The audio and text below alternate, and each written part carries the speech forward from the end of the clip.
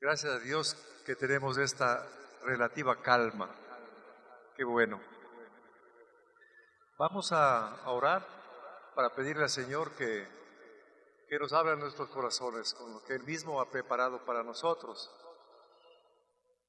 Padre Celestial, gracias por este tiempo, gracias porque tú nos has reunido en este lugar para alabarte, para escuchar tu voz, tu palabra, también para disfrutar la presencia los unos de los otros.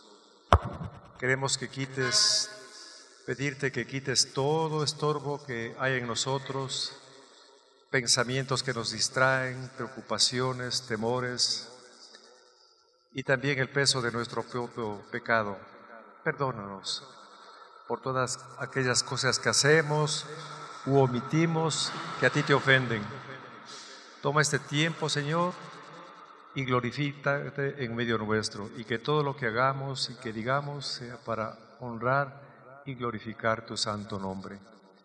En Cristo Jesús, amén. Los seres humanos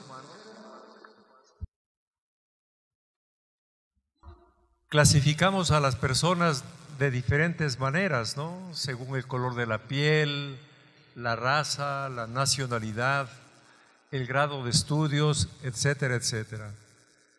La Biblia, sin embargo, menciona solamente dos clases de personas: los salvos y los no salvos. A los no salvos también se les conoce como personas naturales. Son aquellas personas que están muertas espiritualmente.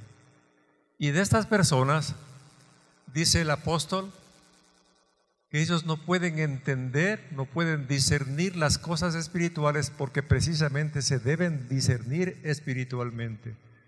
Son personas que carecen del Espíritu Santo, entonces no pueden entender las cosas que vienen del Espíritu. Ahora, las personas salvas también se clasifican en dos clases: los cristianos, que son carnales,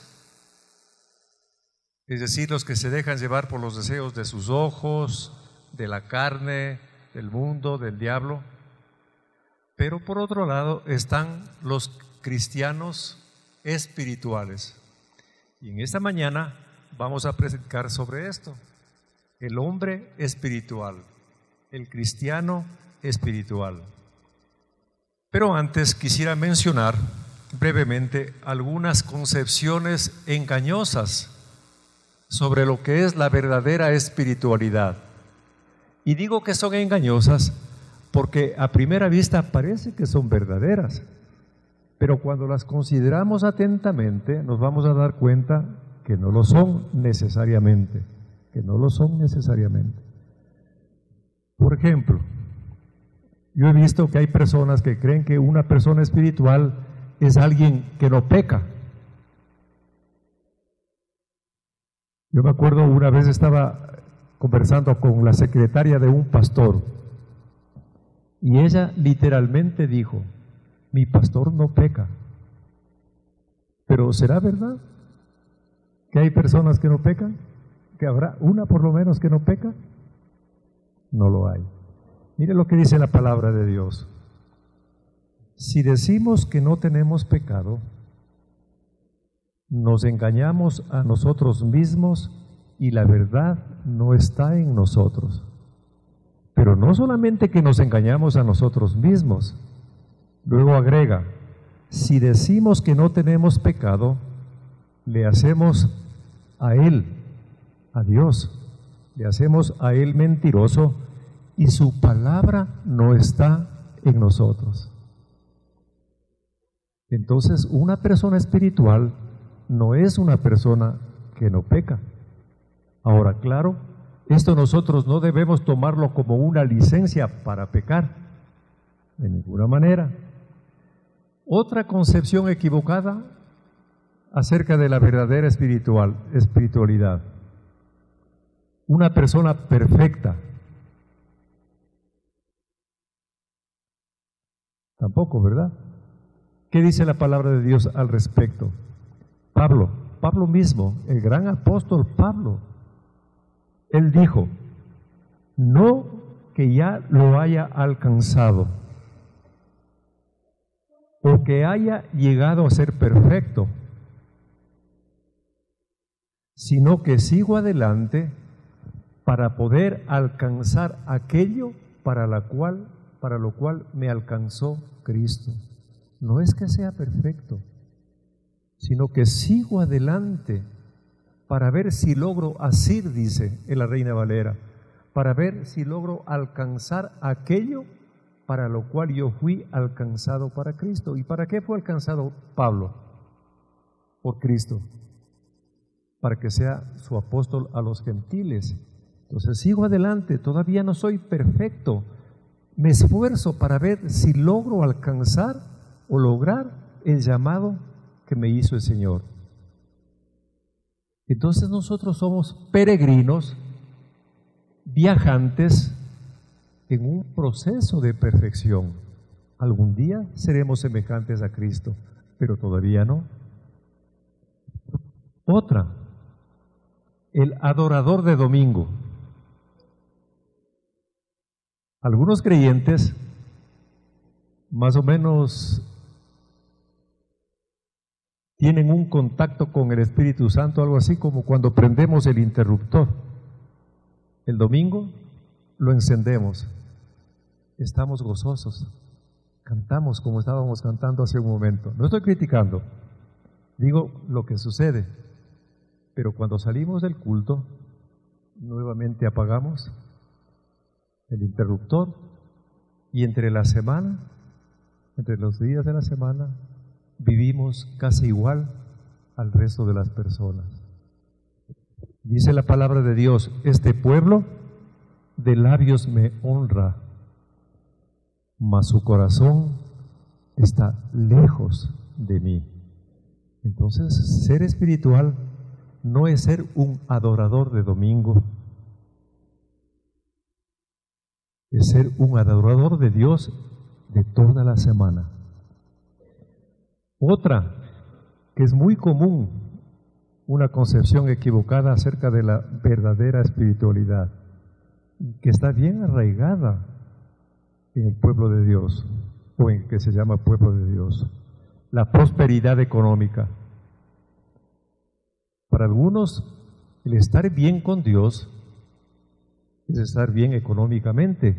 Y si tú estás pasando una necesidad económica, es porque estás mal espiritualmente. Pero esto no es así. Miren lo que dice la palabra de Dios respecto al querer ser rico. Yo he escuchado de grandes predicadores, que literalmente dicen, yo quiero ser millonario. Y usan pasajes de la palabra de Dios distorsionándola. Por ejemplo, Juan 10:10, que es muy conocido. Un predicador de estos famosos dice, yo antes creía que el sujeto a quien se hacía referencia en la primera parte de Juan 10:10 era el demonio. Dice, ahora me doy cuenta que no es. Son aquellos que se oponen a la teología de la prosperidad. La primera parte del versículo 10 de Juan 10 dice, el enemigo dice, vino para matar, para robar y para destruir. Dice, antes yo creía que era el diablo, pero ahora ¿sabe quiénes son? ¿Quién es ese enemigo? Los que no creen en la teología de la prosperidad. Así dice.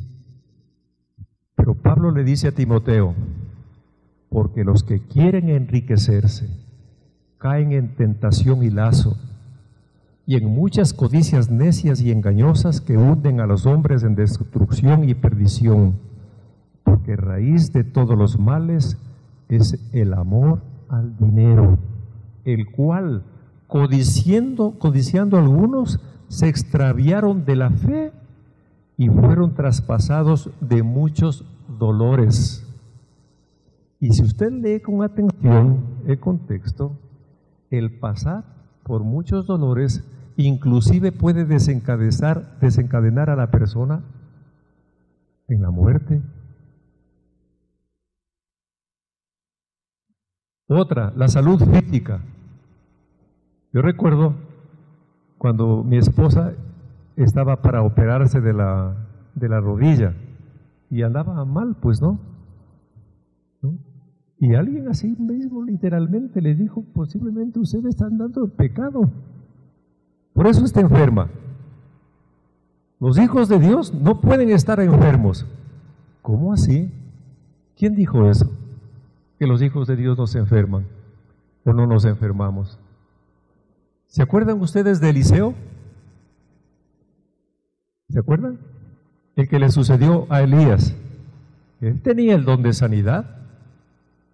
Hasta de muerto tenía el don de sanidad.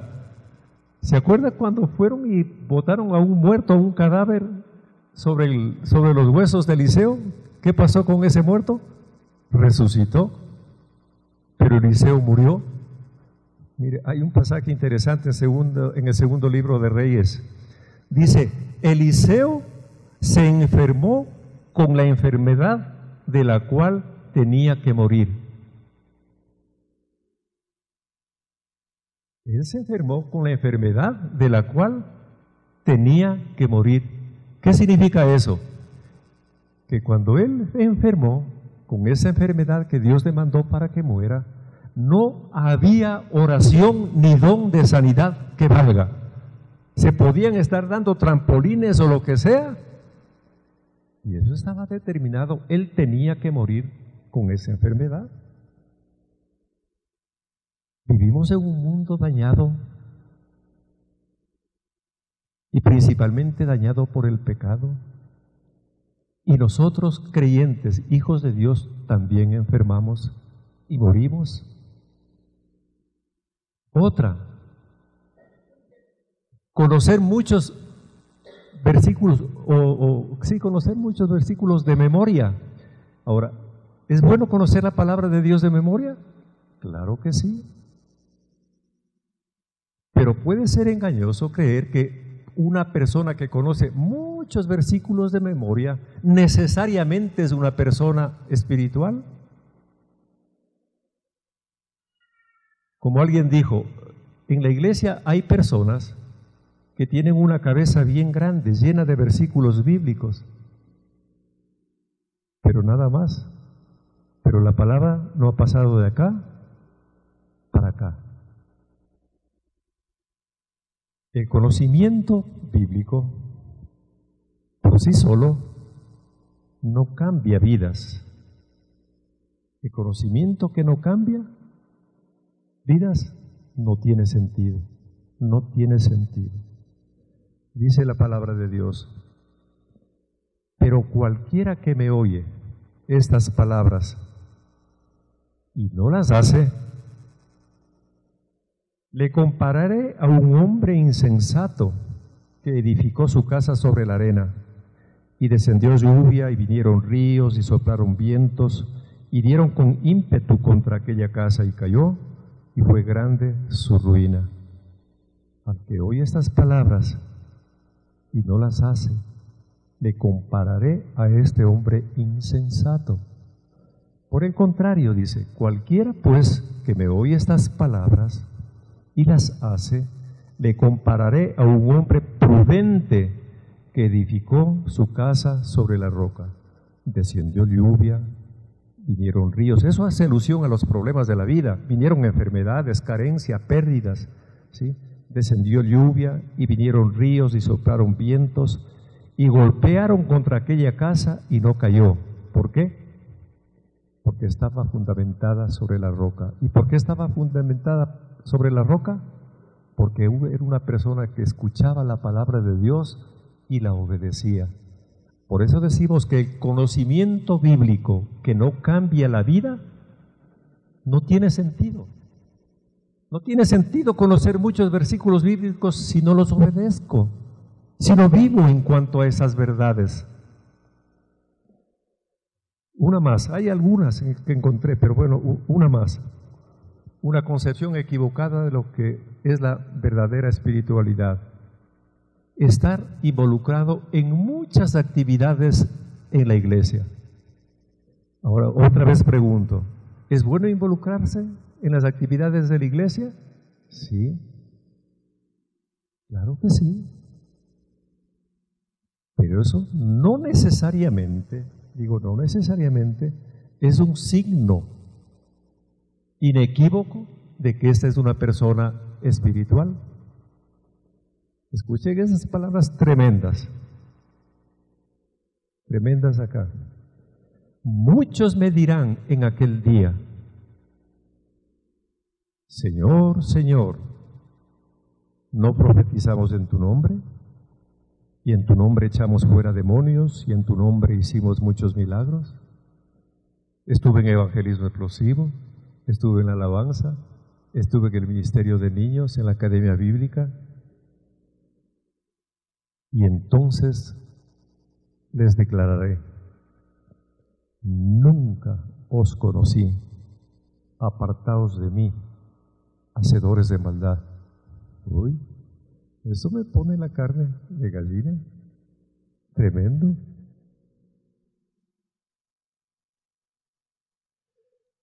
Entonces, mis hermanos, si buscamos una respuesta netamente bíblica, que nos explique de qué se trata la espiritualidad,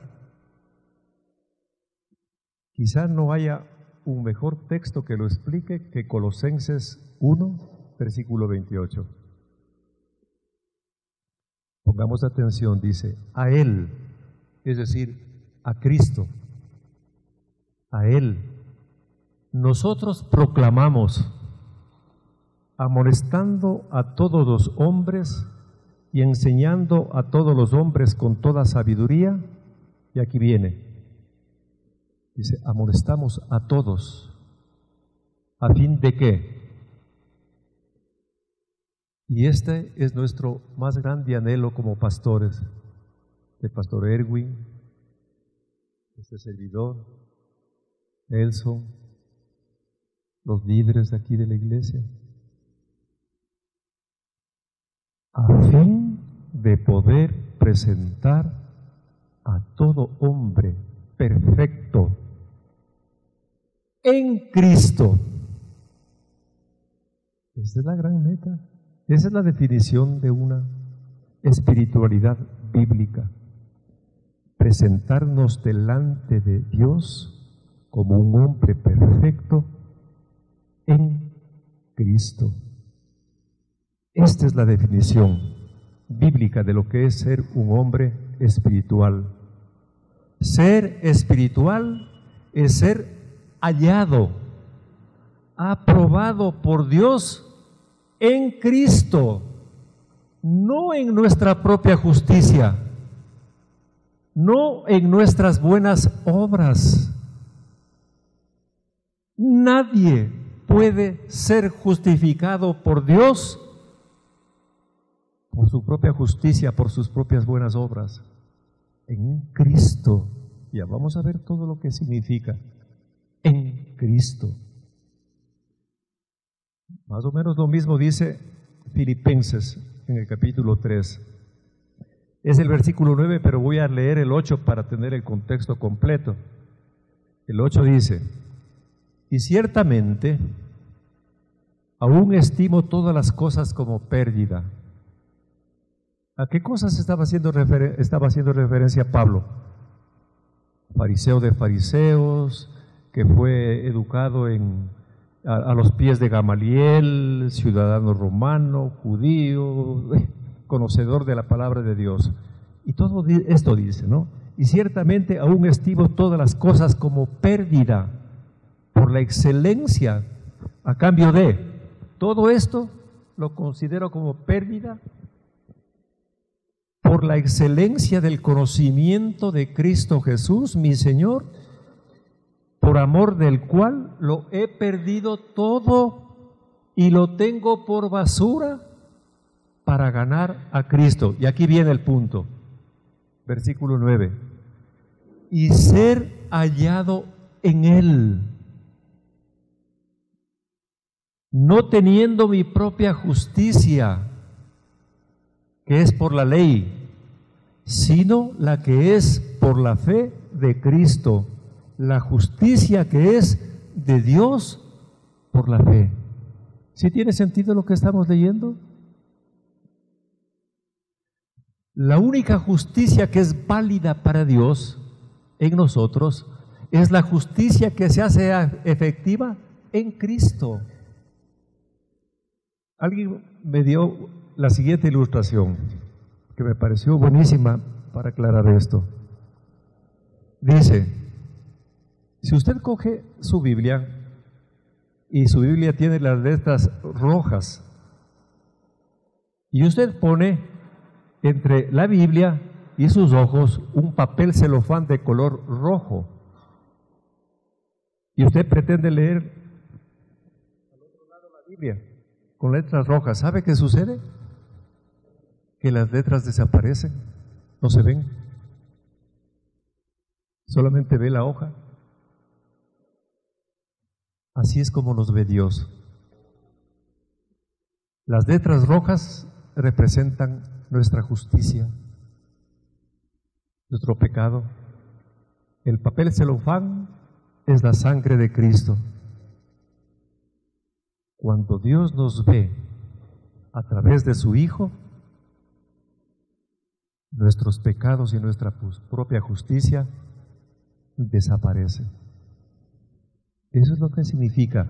Y ser hallado en Él, no teniendo mi propia justicia que es por la ley, sino que la que es por la fe de Cristo, la justicia que es de Dios por la fe. En otras palabras, para nosotros, para un cristiano espiritual, para un creyente espiritual, la justicia de Dios debe ser un deseo profundo por vivir una vida piadosa y santa según los términos y los recursos de Dios.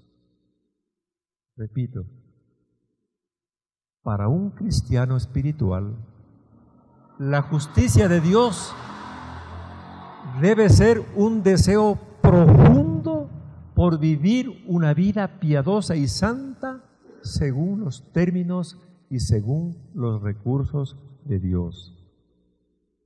Las religiones y el mundo enfatizan el esfuerzo humano para vivir una vida piadosa y santa. En cambio, la Biblia enseña que es la unión con Cristo, que es la unión con Cristo y la comprensión de las verdades bíblicas que hacen posible la obra regeneradora del Espíritu Santo en nosotros. No hay otra manera. La unión con Cristo y la comprensión de las verdades bíblicas de la palabra de Dios solo es posible por la obra regeneradora del Espíritu Santo.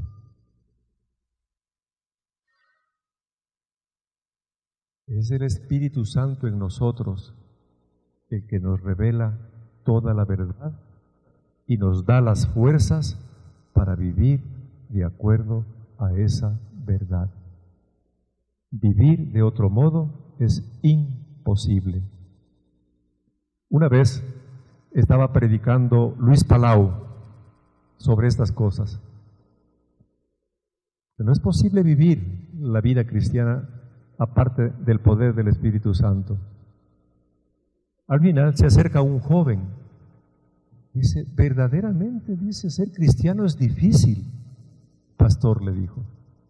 Y Luis Palau le respondió, no, mi amigo, no es difícil, es imposible.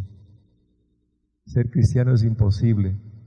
Y luego lo agregó, cuando lo hacemos en nuestras propias fuerzas. Entender la palabra de Dios y vivir de acuerdo a esa palabra solo es posible mediante el poder regenerador del Espíritu Santo. ¿Sí tiene sentido lo que estoy diciendo?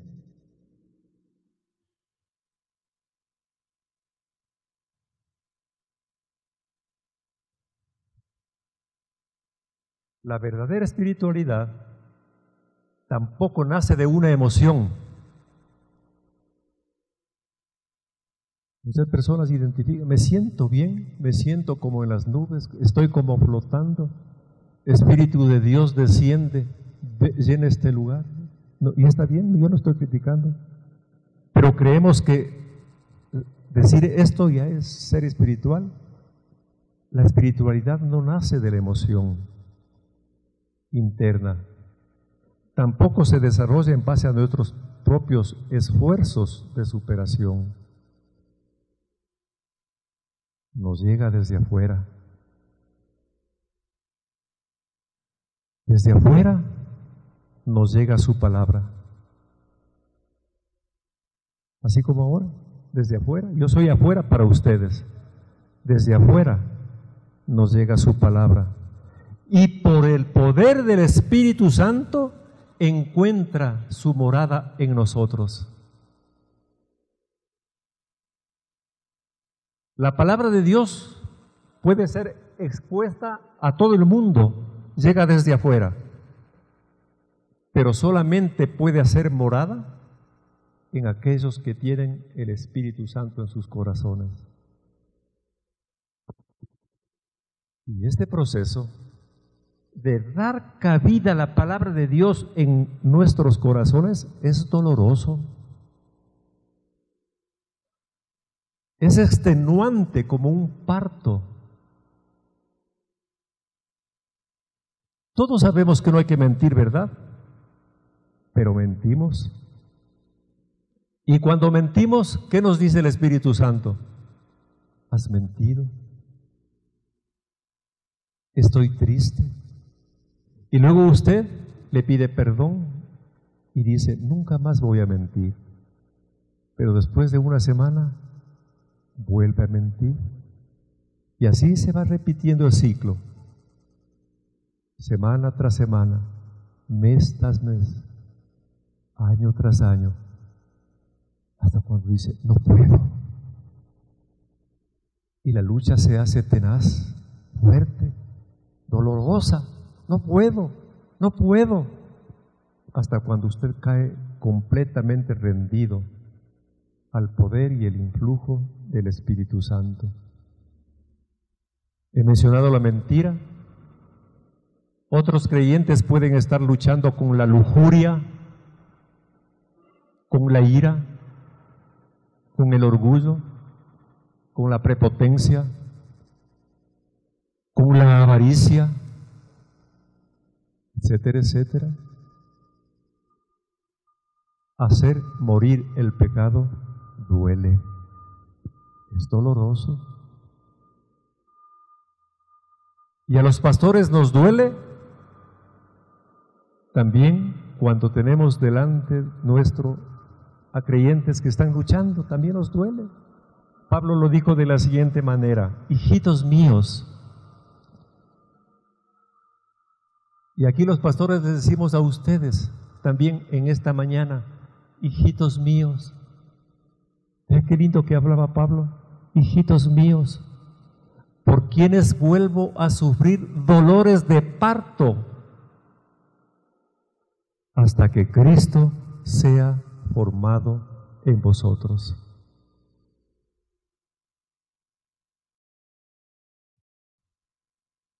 Entonces, descubrir las dinámicas del proceso de llegar a ser cristianos espirituales debe ser la labor principal de nuestras vidas. Descubrir las dinámicas para llegar a ser hombres y mujeres espiritual debe ser la tarea principal de nuestras vidas. Y cada uno es responsable de descubrir sus propias dinámicas. Cada uno. Dios no nos revela las dinámicas así en general, sino en particular. Porque cada uno de nosotros tenemos nuestras propias luchas. Las luchas que yo tengo son diferentes a las suyas. Hay algunas áreas de mi vida que todavía no han sido sometidas a Cristo y esas áreas pueden ser diferentes a las suyas. Posiblemente yo estoy luchando con el temor, con la falta de fe. Posiblemente usted esté luchando, yo no sé con qué, con el deseo de tener más y más y más bienes materiales y de esta manera sentir que es una persona importante. Pero si usted le busca a Dios de corazón, Dios tiene sus métodos para producir en nosotros verdadera espiritualidad en aquella área. Ya dijimos, y este es un proceso personal y no a toda persona en términos generales. Dios conoce las áreas de nuestras vidas que necesitan ser sometidas a su perfecta voluntad. Dios nos revela lo que debemos cambiar. Dios nos guía. Nosotros solamente debemos dejarnos guiar por Él, ser obedientes. Dice Romanos en el capítulo 8, porque todos los que son guiados por el Espíritu de Dios, estos son hijos de Dios. Aprender a ser guiados por el Espíritu de Dios. Repito, no es fácil. Para mí no ha sido fácil. Yo me he sumido en el foso del temor y de la angustia cuando Dios me ha pedido que yo confíe en Él. Y he tenido que clamarle para que Él me dé fe, la fe que yo necesitaba para estar de pie. Cuando me operaron, cuando supe que tenía cáncer, me despertaba a la madrugada con mi corazón lleno de temor y sabía que ese temor era pecado, porque Cristo promete en su palabra que nunca nos va a abandonar y que cualquier cosa que pase en nuestra vida alegra su corazón y todo es bueno porque Él es soberano. Entonces, tuve que en esa área aprender a ser guiado por el Espíritu de Dios, porque todos los que son guiados por el Espíritu de Dios, estos son hijos de Dios. Entonces, nosotros esperamos y Él es quien hace la obra. Dice Isaías 64:4, desde la antigüedad no habían escuchado ni dado oídos a estas verdades que estamos predicando. Desde la antigüedad no habían escuchado ni habían dado oídos, ni el ojo había visto a un Dios fuera de ti. Miren, y esto yo me tuve que repetir 1000 veces, un Dios que obrara a favor del que esperaba en Él. Dios obra a favor de los que esperan en Él. Y yo seguía angustiado, y yo seguía temeroso.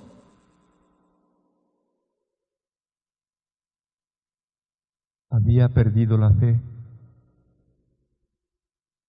Y tuve que luchar intensamente en mi soledad para entender que el Dios Todopoderoso, obra a favor de los que esperan en Él. Entonces, la connotación correcta al decir que Dios trabaja para mí significa que yo estoy en bancarrota y necesito un rescate, que soy débil y que necesito de alguien fuerte, que estoy en peligro y que necesito de alguien que me proteja, que soy necio y que necesito de alguien sabio a mi lado, y finalmente que estoy perdido y que necesito un Salvador. Que Dios obra a mi favor significa, por tanto, que yo no puedo por sí solo o por mí mismo realizar la obra. Y esto de confiar en Él le glorifica a Dios, no a mí. El dador es quien se lleva la gloria. El poderoso es el que recibe la alabanza. Entonces, hermanos, leamos las Escrituras con sabiduría, con la dirección del Espíritu Santo, y seremos libres del peso de nuestra carga. Dejemos que Él haga la obra restauradora en nuestras vidas. Bueno, ahora, a propósito del paro que acabamos de pasar, quiero hacer un pequeño giro al mensaje. No lo voy a cambiar, solamente voy a aplicar a aquella realidad dura que acabamos de pasar.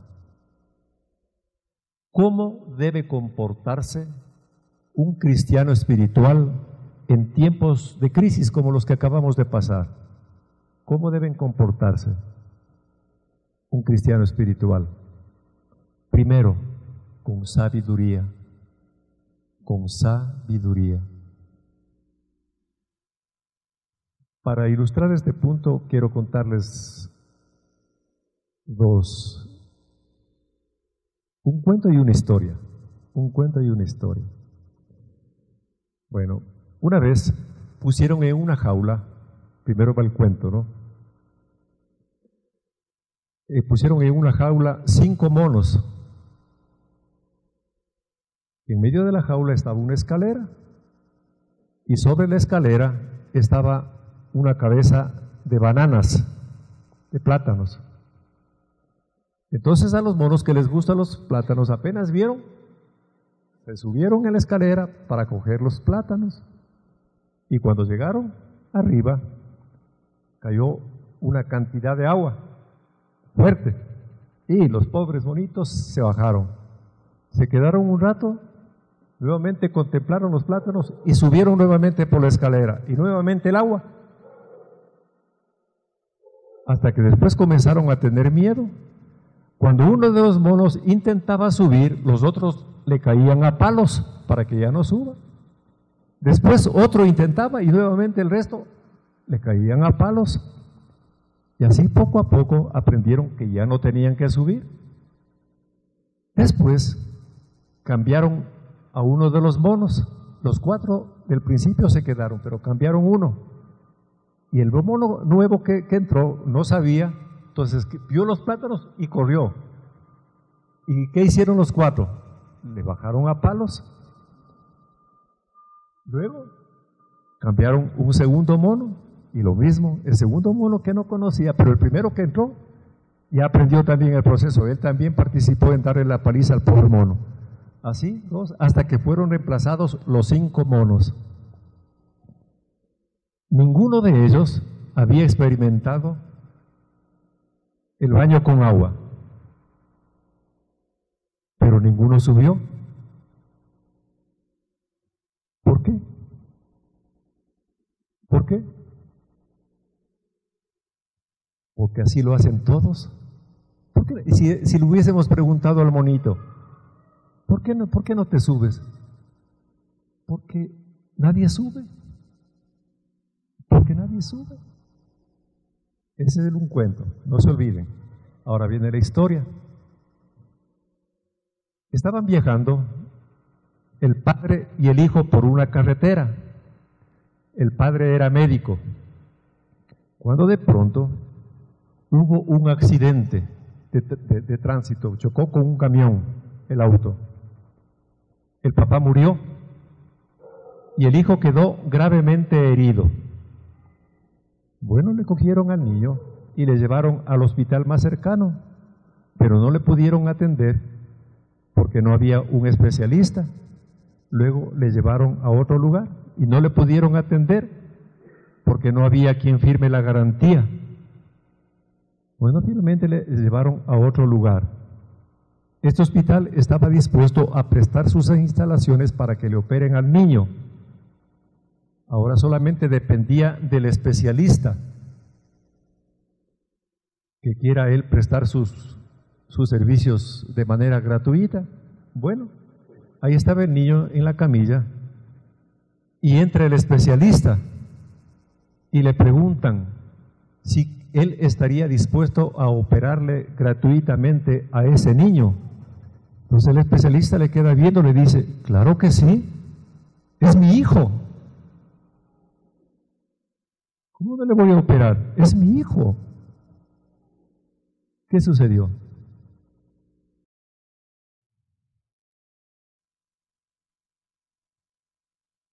¿Qué piensan ustedes? ¿Era un fantasma? ¿Resucitó el papá? ¿Cuántos padres puede tener una persona? Claro, los machistas y las mujeres son más machistas, dicen uno. Una persona puede tener dos padres, papá y mamá. El especialista era mamá. Era la mamá. ¿Se dan cuenta? Las presuposiciones. ¿Por qué no subes monito? Porque así lo hacen todos. ¿Cómo respondimos? ¿Y qué pasó con el papá? Porque tenemos esa mentalidad machista. Nunca se nos ocurrió que pudo haber sido la mamá. ¿No es cierto? Entonces, así es como la mayoría de las veces que nosotros pensamos o tomamos las decisiones sobre la base de presuposiciones. Porque otros lo hacen. Tomamos las decisiones en base a presuposiciones. Ahora, durante estos tiempos que hemos pasado de crisis del paro, de noticias que lo único que hacen es encender las pasiones de parte y parte, actuamos de la misma manera. Yo algunas veces he preguntado a las personas, ¿y por qué usted dice esto respecto a ciertas noticias? Dice, porque así está diciendo la gente. Y le digo, ¿y quién es el que dice? Ah, dice, yo recibí un mensaje en el WhatsApp y me dijeron que pase también a mis contactos. Esto es tremendo, mis queridos hermanos. Decir cosas tan graves como las que se publican simplemente porque otros lo dicen. Simplemente porque otros los dicen. Esto no es sabiduría. Hermanos, esto es insensatez. Y tristemente, repito, esto yo he visto que se repite incluso dentro del pueblo de Dios. Pero ¿sabe una cosa? Que los que generan estas noticias falsas sí saben lo que hacen y lo que dicen y tienen nombre y apellido y tienen sus propias motivaciones. ¿Han oído ustedes hablar de los trolls? ¿Han oído hablar de los trolls? Son personas pagadas que tienen como consigna generar la controversia entre los ciudadanos. Son pagados, difunden eso, difunden el odio. Hay también los que difunden las noticias falsas, los fake news que se llaman, o el pseudo periodismo, cuyo único propósito es desinformar a la ciudadanía. Si usted no sabe por qué dice que lo dice, repito, ellos sí saben por qué lo dicen. Y lo más terrorífico, queridos hermanos, de esto es que lo dicen con sabiduría. Lo dicen con mucha sabiduría, pero con una sabiduría que no proviene de Dios, sino del diablo. El ladrón vino para matar, para robar y destruir. Ahí hay sabiduría, pero sabiduría del demonio. Mire lo que dice Santiago. Y eso nos dice a nosotros, a ver, ¿quién es sabio y entendido entre vosotros? ¿Hay algún sabio? ¿Quién es sabio y entendido entre vosotros? Muestre por la buena conducta sus obras en sabia mansedumbre.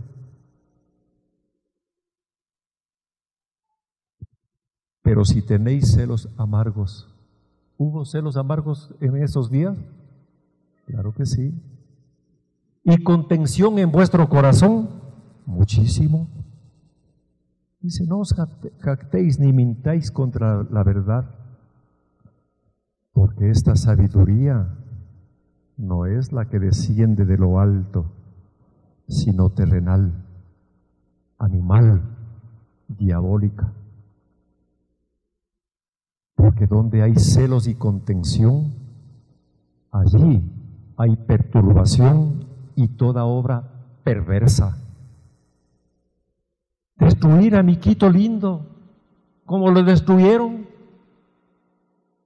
Quito no es de los quiteños solamente, Quito no es solamente de los ecuatorianos, Quito es patrimonio de la humanidad. Y lo destruyeron. Pero la sabiduría que es de lo alto es primeramente pura, después pacífica, amable, benigna, llena de misericordia y de buenos frutos, sin incertidumbre ni hipocresía. Y el fruto de justicia se siembra en paz para aquellos que hacen la paz verdadera. La paz verdadera, la paz que viene de Dios. No es la paz que pone condiciones.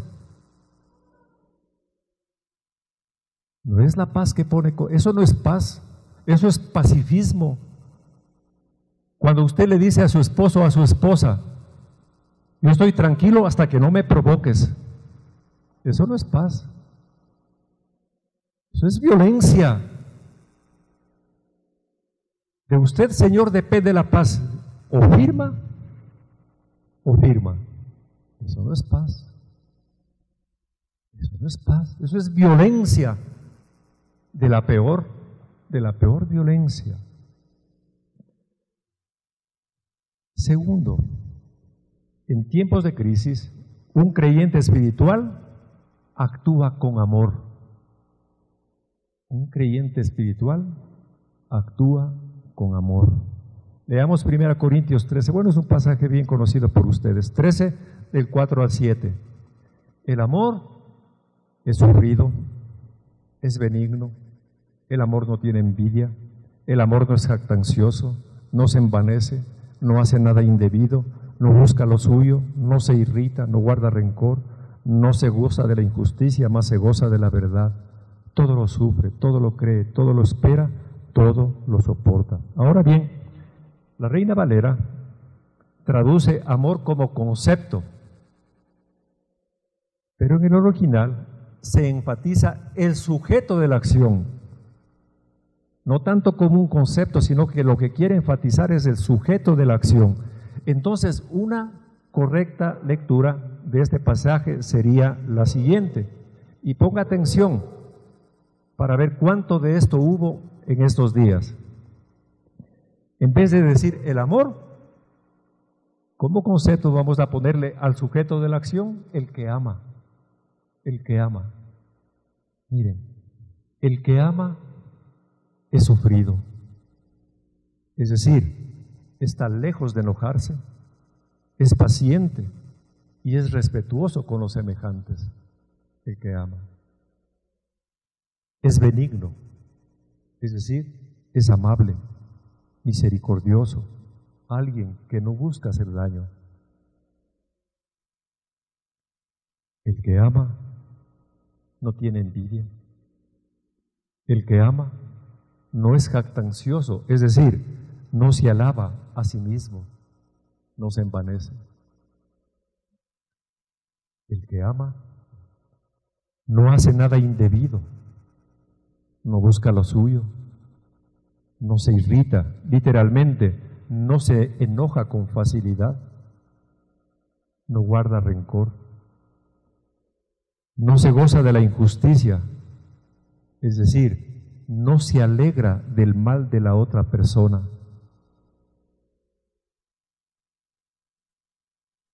Yo escuché no sé cuántas veces cuando alguien del otro bando caía, bien hechito.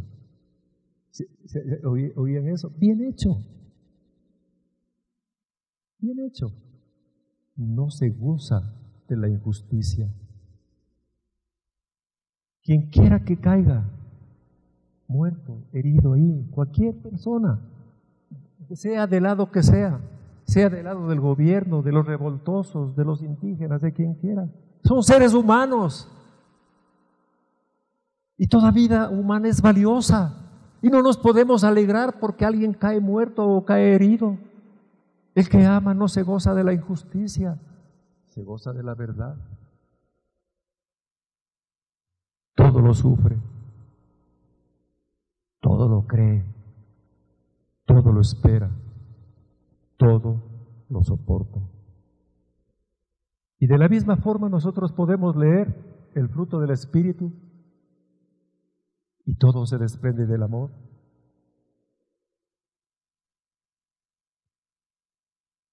El que ama o el amor tiene paz, tiene gozo, es benigno o buenísimo, tiene dominio propio, etcétera, etcétera.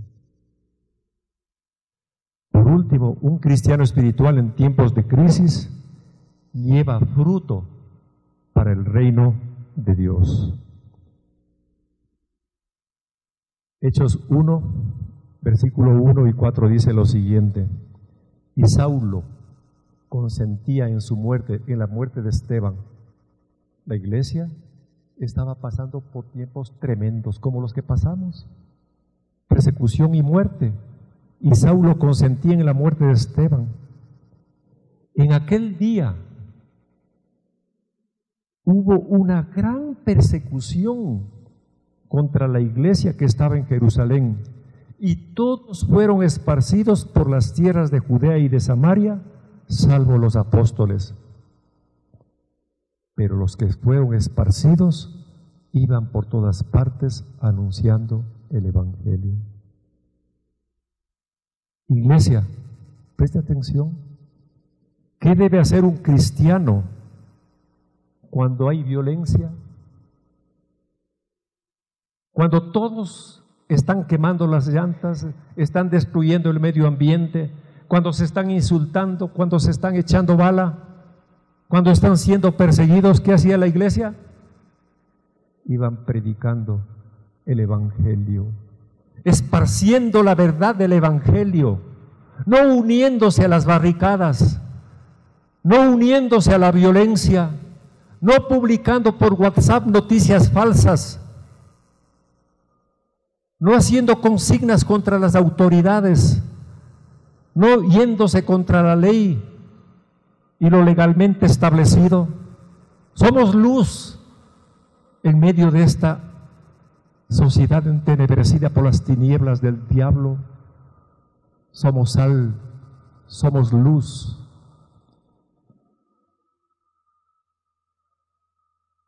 Hermano, ¿a cuántas personas presentó usted el Evangelio en estos tiempos? ¿Usted vio esto como una oportunidad para llevar el bendito Evangelio de Cristo a aquellas personas que actúan sin razón, sin sentido? ¿Queremos que nuestra sociedad cambie? ¿Queremos que el mundo cambie? Claro que sí, pero tenemos que hacerlo según los términos de Dios, no de los nuestros, no como el mundo lo hace. Mi paz les dejo, mi paz les doy, no como el mundo la da.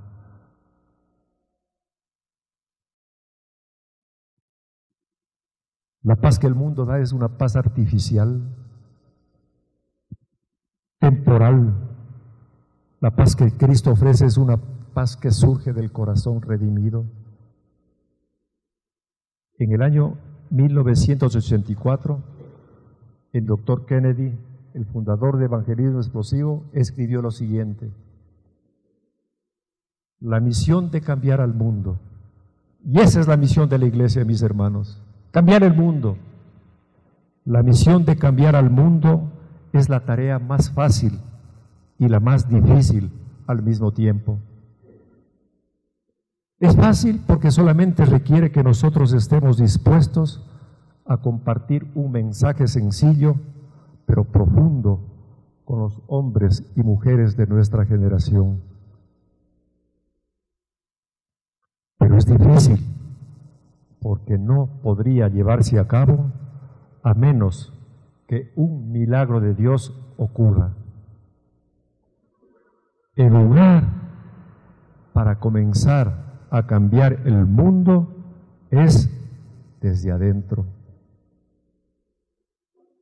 El lugar para comenzar a cambiar el mundo es desde adentro, desde los corazones y las mentes de los hombres y mujeres que lo habitan. A menos que podamos hacer algo con las motivaciones, deseos, perspectivas y metas de quienes componen las comunidades del mundo, cualquier otro cambio que podamos introducir será meramente cosmético y temporal. El cambio permanente comienza desde adentro.